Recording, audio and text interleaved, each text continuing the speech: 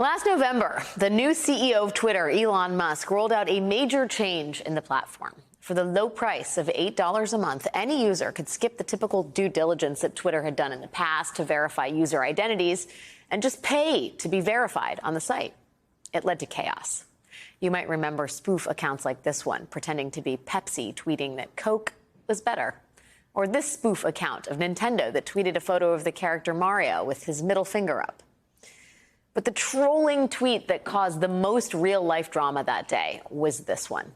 An account pretending to be one of the largest insulin manufacturers in the country, Eli Lilly, saying, quote, "We are excited to announce insulin is free now."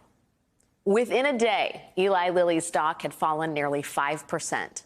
The Washington Post reported that inside Eli Lilly itself, the fake tweet sparked a panic.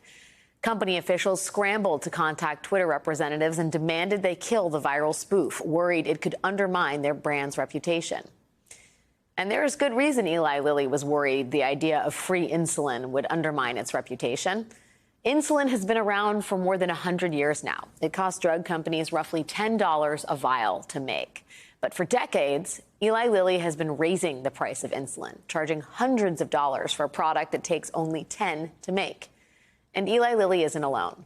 American insulin manufacturers charge exponentially more per vial than manufacturers in other countries do. And because so many diabetics need insulin to live, paying these prices isn't really a choice. Last year, more than 1 million Americans were forced to ration their insulin rather than take the prescribed amount, a cost-saving measure that can literally be deadly. And if you're wondering why this hasn't been fixed with legislation, the truth is that activists and Democrats have been trying for years. Last year, President Biden managed to cap insulin prices for seniors who use Medicare at $35 a month. But Republicans voted against allowing that discount to apply to the millions of Americans under 65 who need the drug to live. With Republicans in control of the House this year, there wasn't a ton of hope that new legislation would get passed anytime soon. But now it looks like it might not have to. Today, Eli Lilly announced that they are voluntarily capping the price of their insulin at $35 a month, whether or not you have insurance, effective immediately. The company's CEO said the decision came as a result of conversations between the company and members of Congress. The company may also have been spurred to act because now nonprofits and startups and even the California state government are all set to start making their own cheaper insulin imminently.